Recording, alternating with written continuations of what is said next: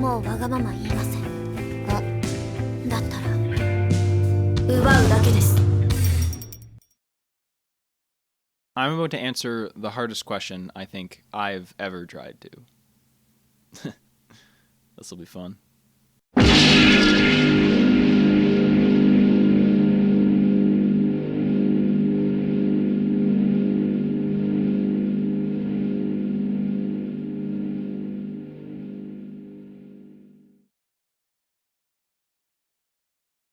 Fooly means, well, let's start somewhere easier.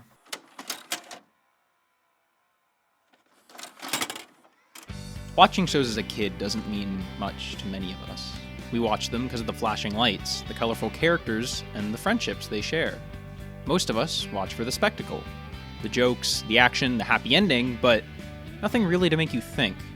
Nothing that really connects to you until, suddenly, adolescence hits you. It comes out of nowhere, and suddenly you start seeing things with new eyes. No, I guess more mature eyes is a better way to put it. Or maybe damaged ones. Regardless, those friendships suddenly start having layers. Those fights started meaning something more personal. And not all those endings are all that happy end. I'm still talking about shows, right? Oh, whatever. Maybe I'm just projecting.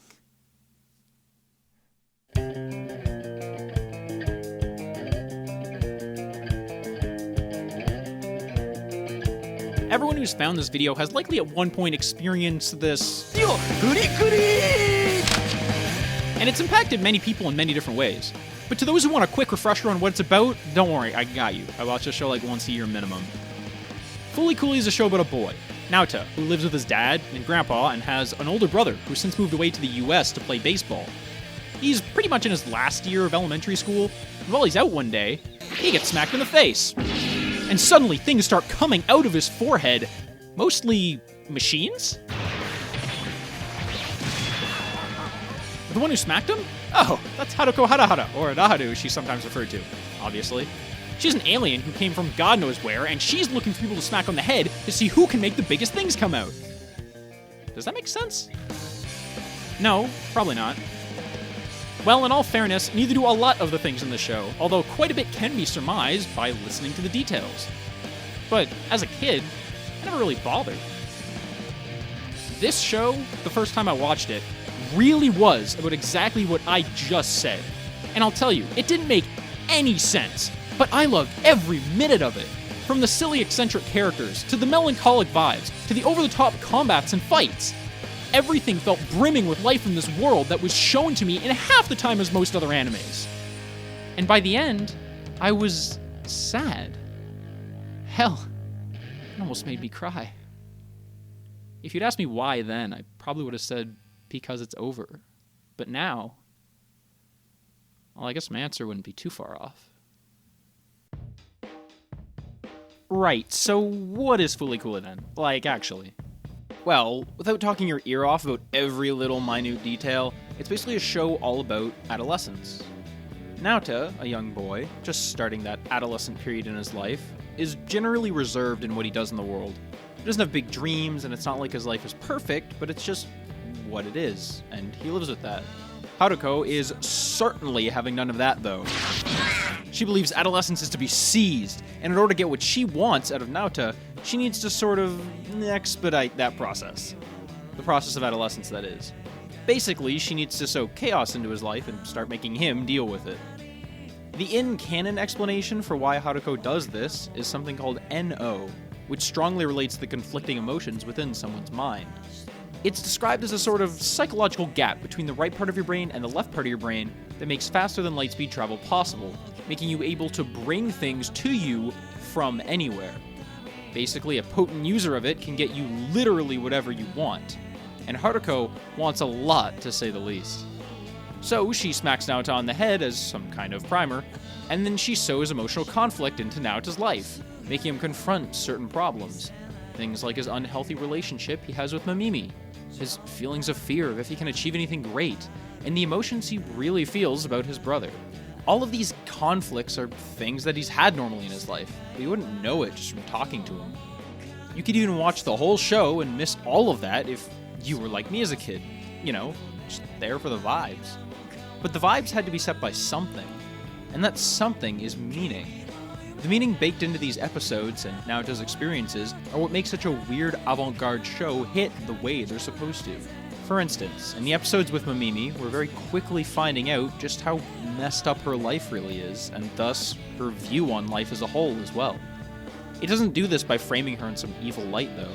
In fact, most of the time she's framed very sympathetically. And that's because she's someone to feel sympathy for. Unhealthy relationships are rarely so simple, after all.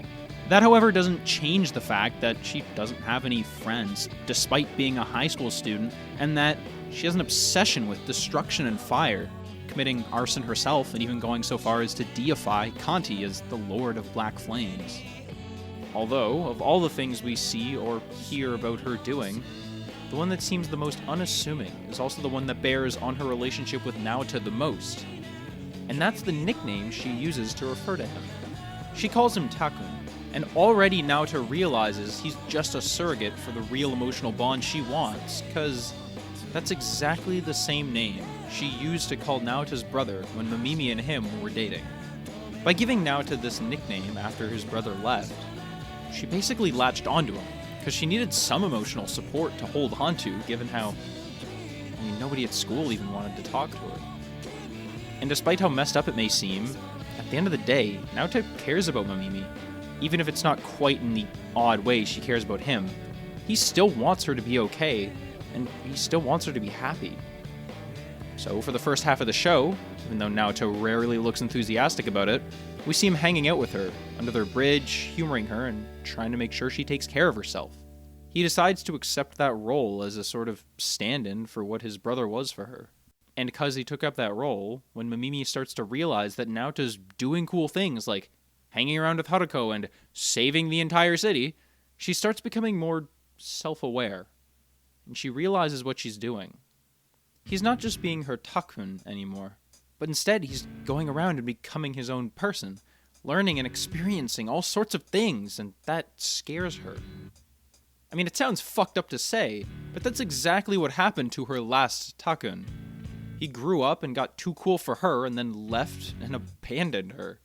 So she's understandably worried, but because she's worried about Naota, she can start to contextualize what this relationship is doing to him. Now that she thinks about it, she's essentially using Naota to keep herself emotionally afloat. But now what does she do? Well, before she can do anything, the whole situation comes to a climax, when Naota becomes more confident in himself one day and finally decides they should head out and eat somewhere, like they're a real couple or something, but Mamimi doesn't want to. Even if Takun, to her, was her boyfriend at one point, right now it's just her emotional support person.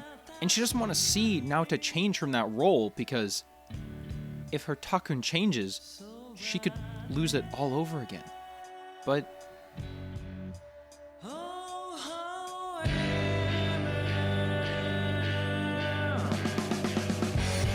and Naota, after finally gaining some confidence and having enough of just being a surrogate emotional support person for her, decides she needs to know.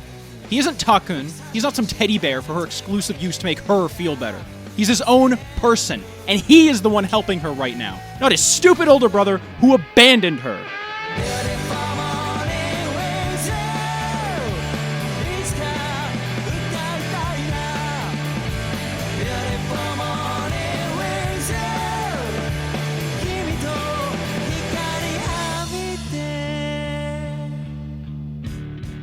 And after that, they never really spoke again. My first time watching it, I felt hurt. Like something had to happen about their relationship. They shouldn't be dating, obviously, but something friendlier? It wasn't fair for these two who were so emotionally attached to be so hurt by each other.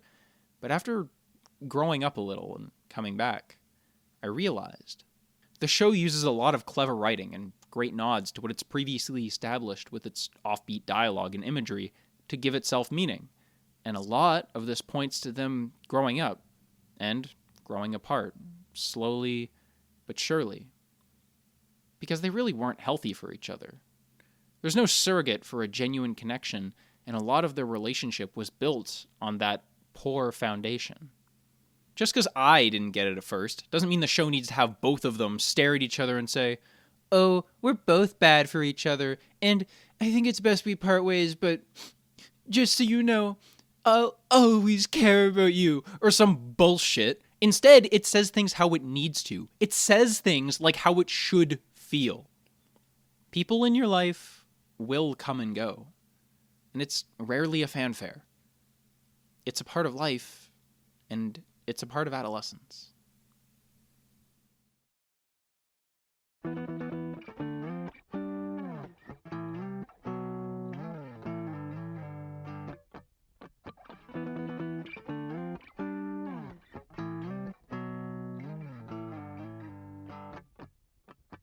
When I said this show is about adolescence, though, what do I mean? Or, in other words, what exactly does adolescence mean? Well, that is a question that seems very straightforward, but it's really important to what the show wants to say. So let's take a stab at it. Adolescence. The period following the onset of puberty, during which a young person develops from a child into an adult. Okay, that's a good start, but here's an interesting idea. What can really define something well is being able to find its antithesis. Maybe? Let's just give it a shot. So what would you say that is? I'd say a lot of people would say maturity, and I'd agree. But I'd like to ask another question. Maturity being opposed to adolescence. Which one is good, and which one is bad? And is growing up really all that great? When someone is mature, that normally means they're an adult, paying their taxes, having a job, taking care of a family, etc. It means doing the correct and responsible things, right? Well, Fooly Cooly loves making fun of this idea. For instance, the kids we meet in the show, specifically Ninamori, has a certain disposition to her where she doesn't want to give off any bad vibes, so to speak. She wants to look unaffected by the world around her and seem mature, like she's okay with and wants to enforce the way things are supposed to be. In this episode, we really see that in how she constantly bothers Naota about how he should take the school play seriously and show up to practice. Why does an elementary school kid have such an mature demeanor, though? Well, that's because she doesn't want to seem immature. Okay, why not, though? Well, it's because it would reflect badly on her parents. And who are they? Oh, you know, just the mayor of the whole town and his wife. But while she's trying to seem like this paragon of maturity, her dad is in the middle of having an affair with his secretary. And her at-home life is essentially in shambles. Her dad and mom likely don't care that much about each other right now, and given how much her daughter hates being in the house, it's clear they aren't caring for her very well either. And yet, she still stays virtuous in demeanor. Well, she tries at least. Until it all comes to a head. Ironically, it's shown in a sort of sly way, when she stays the night at Naota's and they all eat spicy curry together. Wait, what? I thought that Until it all comes to a head. was a pun, you asshole! No. Hear me out. This curry scene might not be the climax of the episode, but it's when we start to see the cracks in the defenses that Ninamori has set up. The cracks in her, air quotes, maturity. Okay, so the scene, right. Naota specifically asked for not spicy curry. Unspicy, zero spice curry, and Haruko, being the bastard that she is, got some insane BS curry that makes Naota barely able to touch it, makes his dad suffer hard, and almost kills his granddad. I mean, look at him! But through all this physical pain and suffering, she responds to everything with a level-headed... いえ、大したことありませんから。 She even eats the curry without a single reaction. They have their conversation, and the way she's repeatedly answering the same way over and over and over and over builds tension until she suddenly stands up, and Haruko clues in, telling her where the washroom is. No matter how mature someone is, people can only take so much. And then, soon after, the episode gets to the heart of the matter, which is also the reason she's been bothering Naota this whole time. The school play, of course. And Naota has one of the main parts, but he won't take it seriously, and she keeps insisting that he does because it's the right thing to do, or whatever. But she finally caves, and she admits that she doesn't care about it being right or anything like that. She just cares about it because her dad and mom are coming to see it, and she wants them to be impressed and care about what she's doing. She just wants them to care about her. You could say that's not real maturity, and you know what? I think I'd agree. And not only that, I think the show would, because that's just what a lack of love from someone's parents would do to them.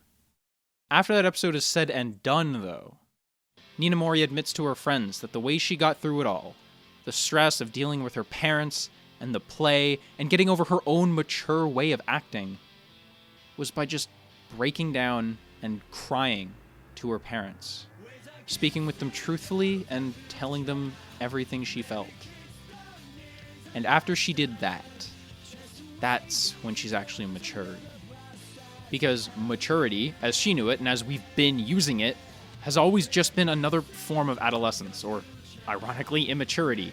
It's just something people do to feel like they're cool or to feel like they fit in because everyone else respects people who act like that.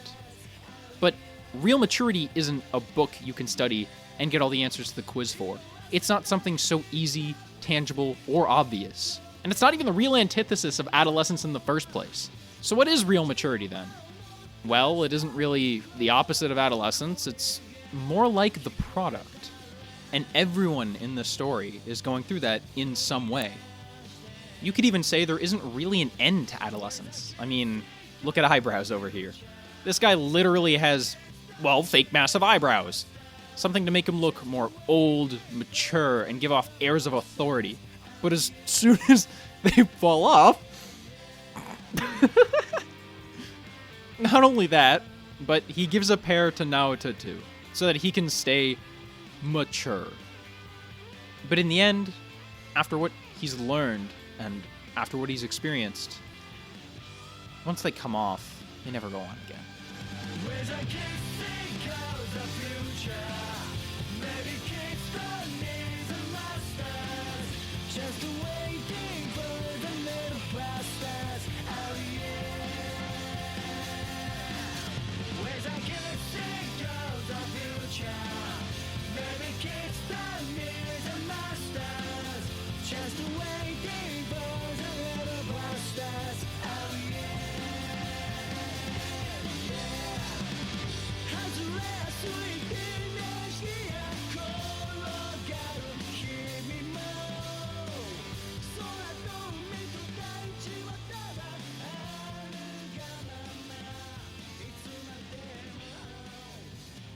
So is that what Fooly Cooly means then?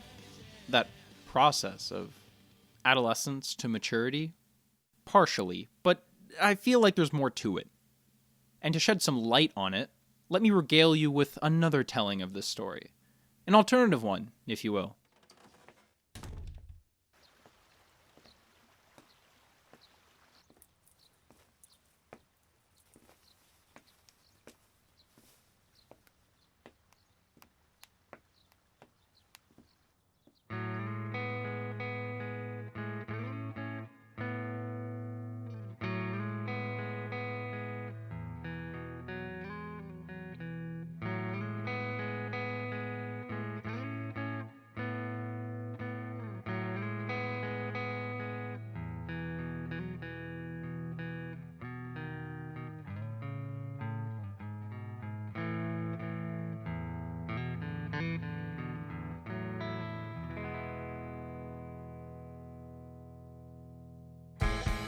Komoto, a teenage girl just in the latter half of her high school career, is generally reserved in what she does in the world.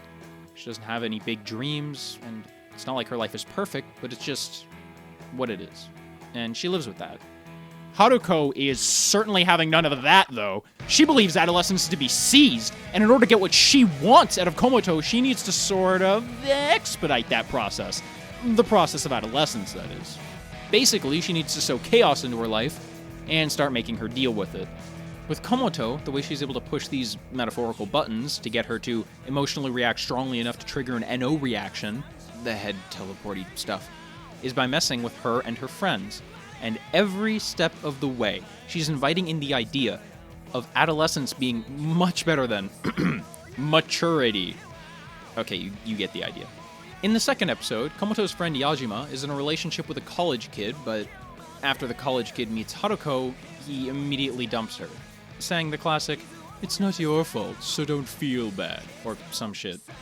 We then find out later it was because he got a crush on Haruko, what a surprise, and he thought she was prettier, so he moved on to her instead, essentially broadcasting to everyone that he had absolutely nothing but a superficial connection to Yajima in the first place. He played off the breakup, though, as something that he knew Yajima would understand, because she's an adult. And while he never even really cared about the relationship, the breakup really hurt Yajima. Her trying to be cool about it, though, she would never let it show. Because, I mean, come on, she's a mature person. They don't get upset over something like this. Hell, she even agreed to meet up with him not that long after the breakup to give him back the expensive necklace that he bought originally for her.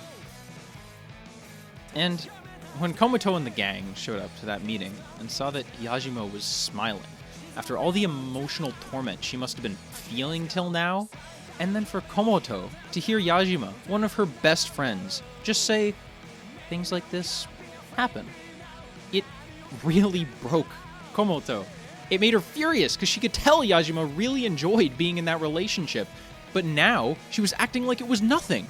It wasn't even really that the guy was a douche that made her mad, it was that her friend wasn't able to feel the feelings that she knew she should have been. After all is said and done, though, and after a very epic driving scene happens, あんた免許持ってる？まだ。じゃあ貸してあげる。ちょっと無理ですって。男は。they cut back, and even after everything that just happened, the guy tries to get back with Yajima immediately afterwards. To which Mo-san reacts hostilely, and honestly, I can't blame her, but Yajima stops her. Because even though he's a complete prick, she knows she was acting just like him. Acting adult and pretending to be cooler than everyone by being in this cool relationship, but that's not how she wants to be. She realizes the problems she was facing weren't really caused because she was used by someone else, but it was how much she was used by herself, tricking herself into thinking this was cool or whatever. But now she's grown more self-aware. This experience of adolescence made her grow, genuinely.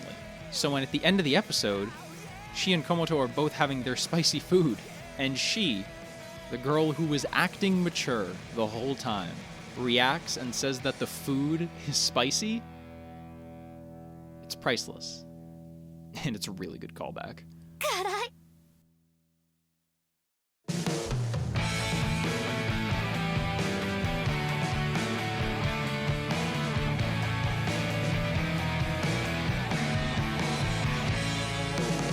This sort of story repeats, where all the characters all learn about how to mature and accept more things. With Mo-san, it's learning to accept help from others. With Yajima, it's learning not to act adult. And then with Komoto, it's a few different things. But they all focus on the idea of making the most of adolescence, learning from it and growing from it. You tried to make a rocket ship and it broke? Whatever, you can always build it again. You tried to help your friend and she pushed you away. Try again, but this time do it right.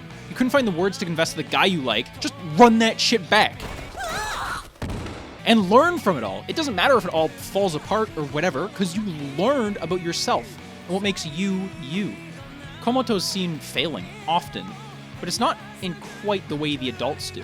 While she's trying her best to make sure her friends are happy, the Prime Minister is consistently lying through her teeth about what's happening with people migrating to Mars, blaming all of her problems on the new eyebrows, or the lack of love, or whatever else she can find. While Komoto's trying her best to find her friend Pet's who went missing, because she, cares about her friend, Pet's mother is trying to find her too. Aw, that's sweet. But mainly for the reason that she's terrified of what'll happen if her husband finds out she's missing. Not even because her own daughter is gone. This show has the new eyebrows dump an entire shaker filled with spicy seasoning straight into his soba. And when offered another one without a lethal dose of Scovilles, he said he's fine with it and tries to man up and eat the whole damn thing. And the thing in common with all these adult, mature people reactions is they're painting them in an immature light. While we're following the perspective of the main adolescent characters, they certainly aren't the only ones being portrayed that way. Instead, it's everyone who is. and no one who's actually mature. The messed up thing is that in all of this mess, the most level-headed character is the one who is literally the agent of chaos, Haruko. While she certainly has no qualms endangering the life of high schoolers, middle schoolers, or even elementary school kids, she's also the only person who won't just sit back and let Medical Mechanica have their way. You know, the guys building irons and massive robots trying to end the world. Sorry, did I say world? I meant universe! While the whole government seems content to watch this whole ordeal go down, the smart thing to do should be to take action. But they live in a world where most people would rather lay down and accept how shitty things are instead of making real positive change, even when they know things are bad. This hits really hard in Fooly Cooly Alternative for me, because this isn't some random sci-fi planet. This is on Earth. They're in Japan, and rich, privileged people are migrating to Mars because of legal loopholes. And guess what? The reason they're doing it is because the Medical Mechanica plants on the world are heating it up. Sound familiar? Alternative's atmosphere in the final 2 episodes is almost apocalyptic. Like there was some real civilization here years and years and years ago, but it's just that everyone's moved away or stays inside. It's like there's no other world outside of your own perspective anymore. It's like nothing ever happens in this town. So, what does Fooly Cooly mean? Is whatever you want it to be an okay answer? No, it's way too late in the video for that. Well, I know one way we can make progress here. Let me tell you a story I'm sure you're familiar with by now.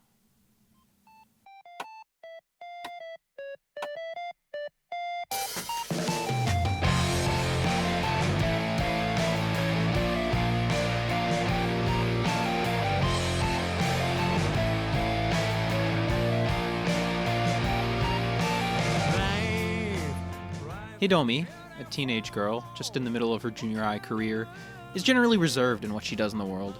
She doesn't have big dreams, and it's not like her life is perfect, but it's just what it is. And she lives with that.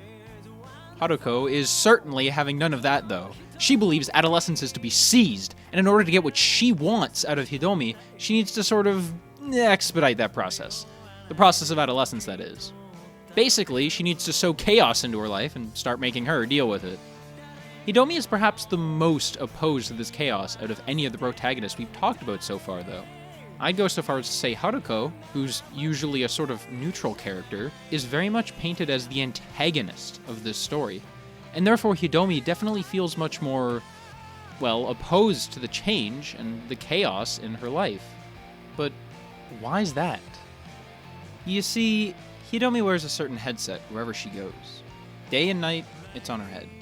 It's a very important gift to her that was given to her by her father, who's since left to the factory and never came back. Despite this, Hidomi and her mom run a cafe in the same place since her dad moved away, awaiting his return. Wait, what was I talking about? Right, yeah, the headset. Not only does it function as a great headset and an adorable accessory, but it also functions as a sort of tool to deal with NO. By wearing it, she can shut the world out and shut her own thoughts out, not having to deal with the pressure making her feel any worse. Not just by using the music and sound canceling as a form of escapism, but also literally as an NO inhibitor is mechanically built into it. Not that she knows that. Already, off the bat, she has something inhibiting her ability to feel these kinds of extreme emotions that Haruko needs her to get the NO reaction she's looking for. And it's not like Hidomi even necessarily hates all this escapism anyways.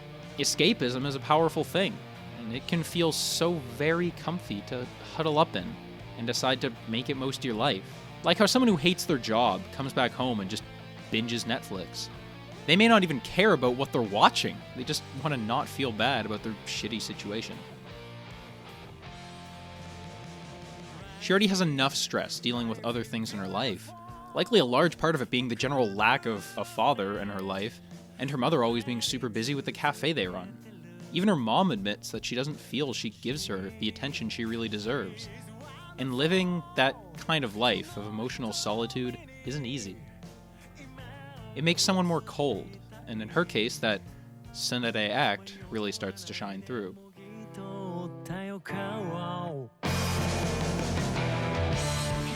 There's one hole in that escapism plan, though. One place she can't truly be free of her own thoughts and loneliness. And this anime uses these instances fully in each intro.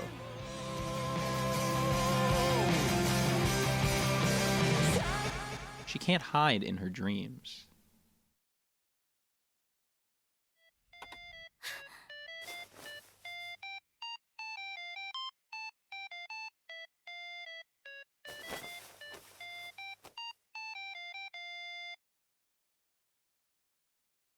Because of this headset's alien NO technology, it happens to take certain signals from outer space and bring them to her. And then when she sleeps, it impacts her dreams in odd ways. And also, like I was saying, in her dreams she's not constrained by the constant stream of escapism that she's used to. So she's free to think and act however she really feels, for better or for worse. She dreams of a world, dusty and covered in old ruins, where all there is decay and rot. Even her own body is falling apart. After seeing all this and panicking, not wanting to end up like this rotting corpse of a world, she runs. And she runs, and she runs, and she runs, and she runs, and she runs, and she runs. Eventually, she arrives at a massive corpse of a great being. For those savvy to the lore, Adamusk. Finding Adamusk, she then has an NO activation that allows her to transform into a robot with exceptional power, strong enough to even send those massive medical mechanica plants flying. And then she wakes up, none the wiser to why she just had that dream, or what any of it meant. But we'll soon find out what she's capable of. Osaka. The town she lives in actually has a factory nearby, an iron, probably the one her dad went to. The iron lets out steam, enveloping the town. It makes it feel like there's not a single other place in the whole world. And because of that, this place is never gonna change. And if things don't change, then... Well, at least Haruko incites change, right? That's for sure. She eggs on Hidomi at school enough to get her to go to where Ide, her love interest, lives, so she can drop off a worksheet from school. Sounds like the perfect plan to enact some NO testing. Get some adolescents together and see what happens. I mean, it's worked before, after all. And then promptly, Haruko ambushes both of them, wielding Ide like a bolas and then making Hidomi explode. Damn! How's that for a first date? Okay, so she's dreaming of a rotting, stagnant world and is terrified of that idea, and yet she's also a #1 escapism lover who just wants to stay numb to things. Where the hell's the consistency here? What's going on in this person's brain? Does she want the crazy change or not? We're almost there, I promise. The themes found throughout her dreams are regularly showing these grim apocalypses whenever Hidomi goes to sleep. As much as on the outside she isn't showing worry about it, it's clear that she wishes to be able to do something. Do anything with her life to stop it from decaying and just becoming a boring, emotionless, everyday slog. When she's monologuing about herself in the first episode, she says that she doesn't have any dreams or ambitions, or anything of the sort. And yet, the camera pans around her, showing she's watching a live concert video, and then it even pans to a keyboard in her room. Later on in the show, her headset starts messing with her brain, bringing her more uninhibited, dreamlike thoughts to the forefront of her mind. And when she's like this, she goes and draws an entire mural on the window of a jewelry store just because she can. Now, say what you will about artists, but for someone to actually be thinking about all this art and have that drive to do that, she must have thought about having a future in it at least once. But why not? Why not dream like that? Well, it's the same reason she suppressed those feelings. The boredom or neutrality toward action in her life. Or in that same vein, likely why she suppressed most of her emotions to begin with. It's all because she's scared. She knows the world, or herself, has to change, but she isn't strong enough to do anything. She can't push herself to enact the change she wants to see. She can't make herself actually do something with her time until she finally finds things worth connecting to. Things she wants to be feeling for, and that make her want to experience more emotion again. And that's when her mom does this. やめちゃうの喫茶店なんでよここで父さんが帰ってくるのここで待つんじゃなかったのもういいかなっ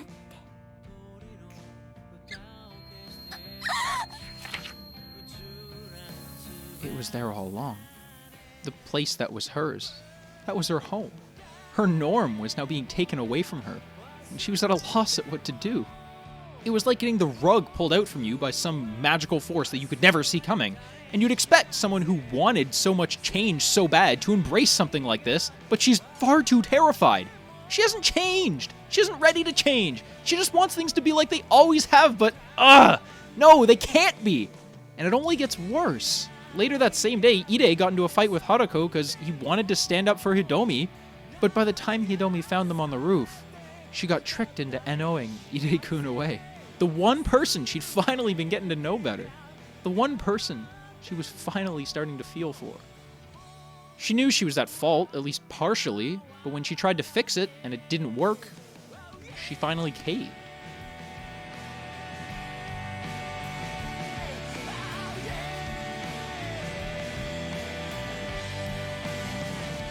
No one can take all that and just stay quiet. Everyone has their limits.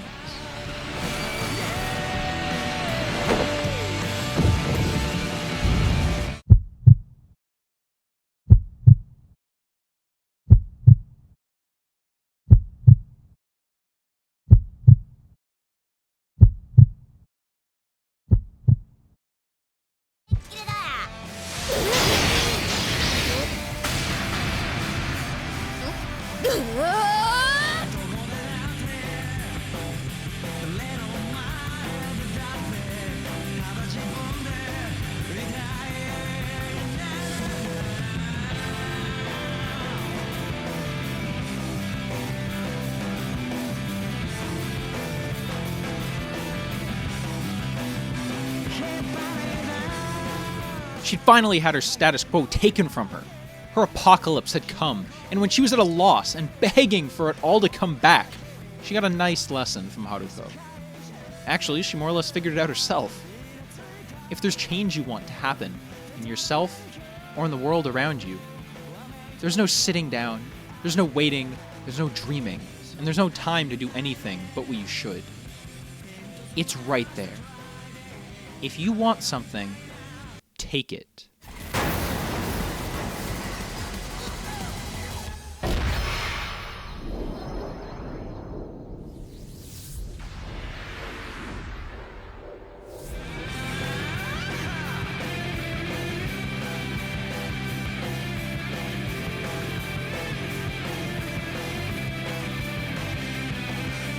And I mean, if that isn't what adolescence is about, I don't know what it could be. You have the power to do anything you want. It's just a matter of going and getting it. Adolescence isn't simply the stepping stone to maturity, it's the journey you go on, and the friends you make, the memories you share, the skills you learn, and the decisions that you take. Adolescence is creativity. Adolescence is power. Your drive that comes from adolescence isn't always going to be there, so when it's around, you gotta make it count. And it's not something you've outgrown, or something that'll come to you. It's a part of who you are and what your life means, no matter when it is. 17 won't wait for you, sure, but if you run after it, you just might catch it. So what does Fooly Cooly mean? It means a lot to a lot of different people. For many, including myself, it serves as almost a marker for when your childhood ends and your real life starts. It means the beginning of so many possibilities, and it means being overwhelmed and confused. The change is inevitable, though. Try as you might, nothing beautiful lasts forever. So while it's there, embrace it and enjoy it. I'd like to end this on a quote I really relate to these days, even if it doesn't make much sense. Every day is drifting in a pink light. It's too bright for eyes swollen from crying, and my head really hurts. But the familiar view is somehow novel. Even if tomorrow is just a collection of yesterdays, I will, in this city. Thanks for watching.